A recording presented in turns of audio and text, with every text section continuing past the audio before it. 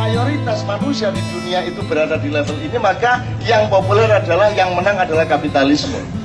Dari kapitalisme kemudian muncul pemanfaatan tingkat-tingkat di atasnya sampai ke neoliberalisme segala macam itu. Karena yang kedua itu hifz, aklul hifz. Itu hifz itu artinya ingatan, memori. Jadi ini dunia IT. Jadi dunia IT itu isinya kan RAM, memori, RAM, memori, RAM, memori. Ya. Jadi ada transformasi melalui gelombang, ditulis hurufnya, dikirim, tidak kelihatan hurufnya, karena sudah nggak jadi huruf, masuk handphone lagi, metu hurufnya meneh. Gitu ya, itu namanya aklul hifzi. Tapi mekanisme yang sudah agak software ini tetap dimanfaatkan ke level pertama, yaitu untuk komoditas kapitalisme.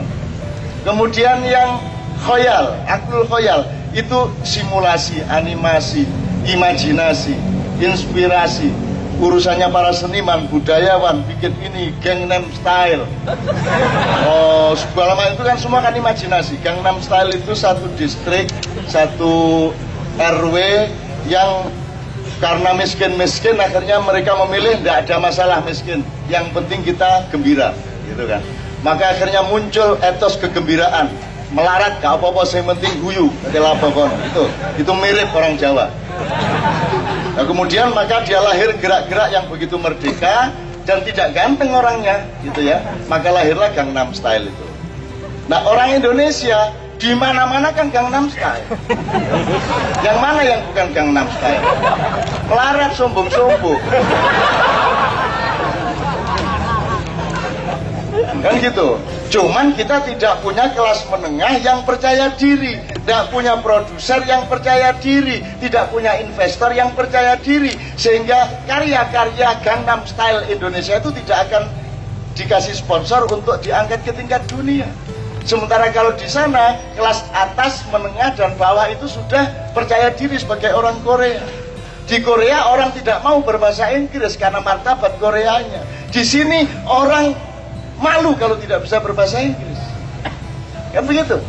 Sementara di Korea tidak mau berbahasa Inggris. Sama saya bahasa Korea. Aku coro Jawa. Kepeduk pokoknya ngomong Korea, aku ngomong Jawa. Dan itu sangat maslahat, sangat damai, karena ketika saya meso dia tidak paham juga kan gitu. Jadi enak aja gitu ya. Nah, ini yang ketiga khoyal ya, khoyal. Yang keempat aklul fikri. Ini orang yang mikir pemikiran-pemikiran, perumusan doktor, disertasi, segala macam. Ini diperlukan. Untuk memimpin dia harus punya rumusan, harus punya regulasi, harus punya sistematika, harus segala macam, harus punya desain. Ini tingkat keempat. Tapi jangan GR, tingkat keempat ini bukan yang utama dalam kehidupan. Dan ciri manusia Indonesia adalah yang kelima, yang kelima, yaitu aklul fa'al. Fa'al itu nama Allah, fa'alun lima yurid. Allah itu maha bekerja. Dan Allah merumuskan semuanya itu hanya dengan satu Al-Quran. Dokter menulis segini, Allah menulis satu ayat pendek. Rabbana ma khalaqta hadza batila, titik. Itu tok. Kalau didisertasikan sudah bertumpuk-tumpuk buku yang sangat tebal. Nah, bangsa Indonesia itu bangsa lelaku, bangsa yang bekerja. Meskipun dia tidak mengerti yang dia kerjakan, tapi dia bekerja dan mendapatkan karomah, mendapatkan barokah dari kerajinannya untuk bekerja. Tidak peduli presidennya bagaimana, tidak peduli pemerintahnya bagaimana, yang penting dia terus bekerja. Jadi tidak ada hubungan antara ekonomi makro dengan ekonomi rakyat. Ekonomi rakyat tetap saja berkembang dengan putaran dan omsetnya sendiri, dan tidak bisa diganggu, tidak bisa dibikin miskin. Orang Indonesia ya cuma paling satu orang kebingungan, dan itu urusan kelas menengah tuh, sampai nabrak-nabrak ternyata cuma pakai celana dalam. Dan itu tidak mungkin orang dari pasar, tidak mungkin orang dari kampung. Itu pasti orang yang naik ke kelas menengah dengan urusan-urusan kelas menengah, sehingga mengalami stres begitu. Kalau di pasar tidak ada orang stres. Anda stres juga potongan dapurmu stres. Stres kono matek dhewe gak ada masalah. Nggak ada orang stres di kalangan orang kecil. Stres itu banyak anunya, banyak solusinya. Banyak solusinya. Nggak dapat minuman keras ya lem-lem di. Kalau lem ya senang jumbleng lah wis enak. WC itu dimasukin ke kepalamu, terus kok isep itu mabuk kamu. Kayak angel tayakmu dewe loh kayak udah diisep udah beres. Kalau minuman keras yang mahal kan tidak ada unsur lucunya, tidak ada humornya, tidak ada. Tapi nak ngelodek tayakmu dewe kan ada humornya, lucu gitu loh, lumayan yang ini. Itu ya teman sekalian. Oke. Jadi terakhir, maka untuk merumuskan ini Mas, kembali Indonesia pulanglah ini, kita harus pastikan kalau pada rakyat Indonesia tidak pernah pergi. Begitu saktinya rakyat Indonesia itu, dan kita tertipu terus oleh mereka. Nyun sewu ya, ini Ustaz Hasan Dalil ini kan datang ke sini untuk mengundang saya ke acara yang menyangkut kasus Sampang di mana ada teman-teman Syiah diserbu, ada yang dibunuh segala macam itu. Saya yakinkan kepada dia itu sebenarnya tidak ada urusan si A maupun si B. Kalau rakyat itu tidak ada mau Sunni, mau si A, mau si B, si C, tidak ada masalah. Jadi itu cuma urusan kapitalisme lokal, urusan khawas. Urusan khawas yang pertama tadi, terus orang namanya orang Indonesia didramatisir, terus koran seneng dengan dramatisasi itu, akhirnya terjadi seolah ada pertentangan Sunni sama Syiah. Orang Madura sendiri tidak akan melegitimasi dan menyetujui bahwa Syiah itu aliran sesat sehingga disebut Sunni. Orang Madura sendiri secara umum tidak mengatakan seperti itu. Jadi kalau kita tanya di Sampang, di Sumeneb, apakah itu orang Sunni, ibu orang Syiah, mereka hanya menjawab, lo yang disebut itu kan aliran sesat. Gitu loh. Orang Madura juga tenang-tenang aja kalau ada perbedaan setelah sidang isbat debat itu, terus NU hari rayanya Selasa, kalau Muhammadiyah Senin. Orang Madura tertawa. Apa bedanya hari raya? Sama kok NU Muhammadiyah sepanjang zaman. NU Muhammadiyah hari rayanya sama-sama tanggal 1 Syawal. Itu orang Madura. Bahwa bagi orang NU 1 Syawalnya itu Selasa, bagi Muhammadiyah Senin, hari raya kok dihitung hari. Tidak ada urusan sama Senin, Selasa, Rabu. Hari raya itu Syawal tanggal 1. Benar nggak? Benar, nggak ada masalah. Jadi menurut saya, ini bangsa Indonesia tidak akan bisa dihilangkan keindonesiaannya. Mungkin ketutupan dengan kasus-kasus kecil, tawur-tawur apa segala macam ya. Tapi itu semua akan menyingkir dan Indonesia tetap dengan Indonesianya. Karena rakyat Indonesia tidak bisa berubah berdasarkan fakta-fakta sejarah yang sangat lama. Kurang apa Belanda jajah Anda 350 tahun? Apakah ada pemberontakan? Untuk apa berontak? Kita yang tidak berubah, mereka yang berubah kok.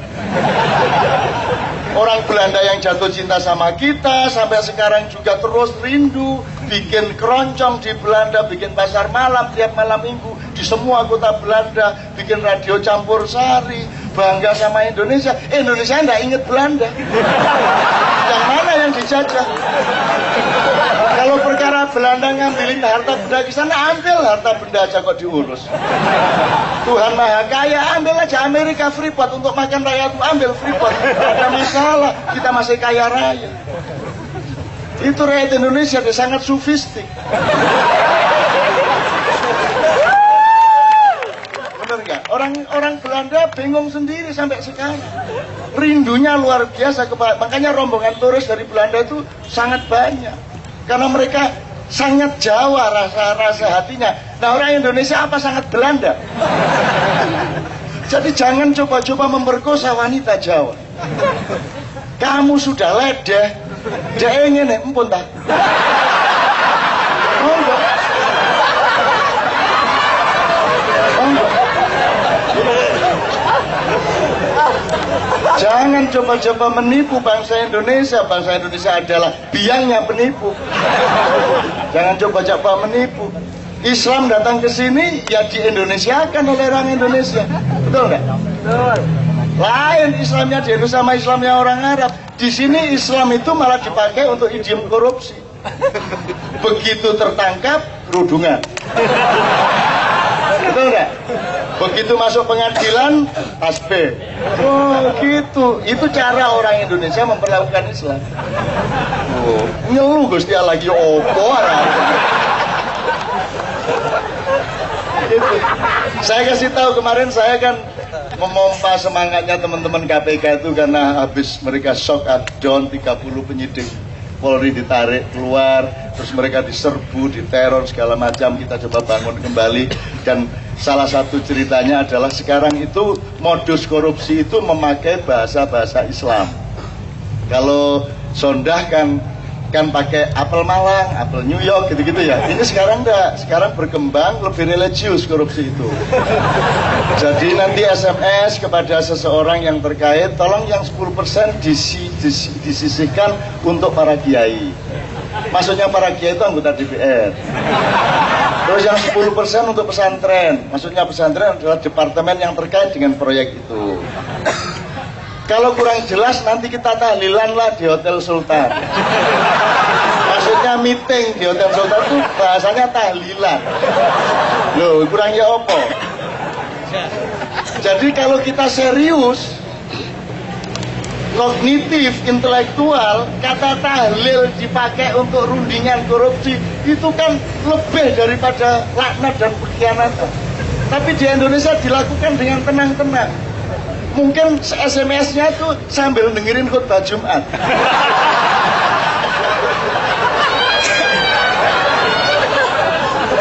Itu kalau nggak turunan iblis siapa itu?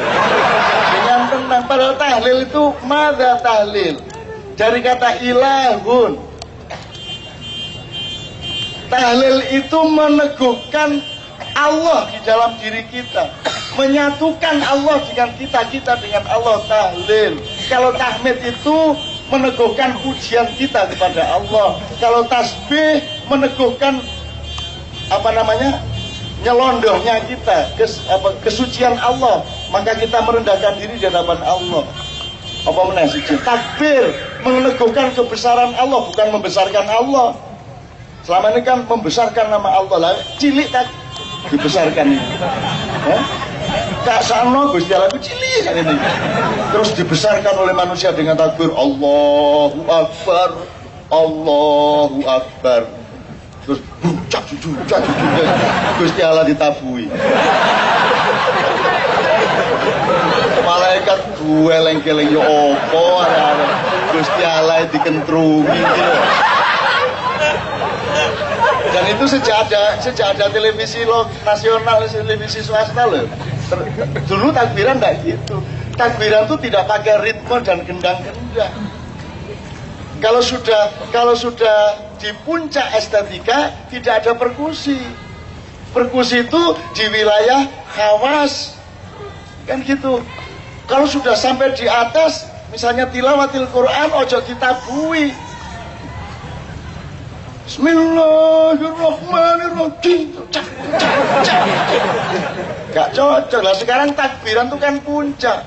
Kalau dulu kan itu sudah sunyi, musik gak mampu masuk, biola gak mampu masuk. Itu estetika yang tingkat tinggi. Itu puncak dari kesucian hati manusia kepada Tuhannya. Allahu Akbar, Allahu Akbar. Saya juga Allahu Akbar.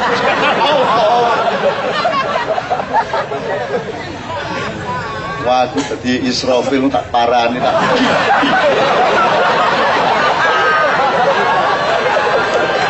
Kuno malaikat sabar ya arek-arek ya. Aku gak sabar aku. Kaplok itu tak idik-idik. Sebenarnya kan asik ya kalau ada malaikat datang idik-idik gitu ya. Jadi pas takbiran pikir gitu. Kayak ludruk kalau awal itu loh. nana nini, itu kan diperlukan kayu dari belakang panggung gini. Nini nini, nini nini, itu kan gitu supaya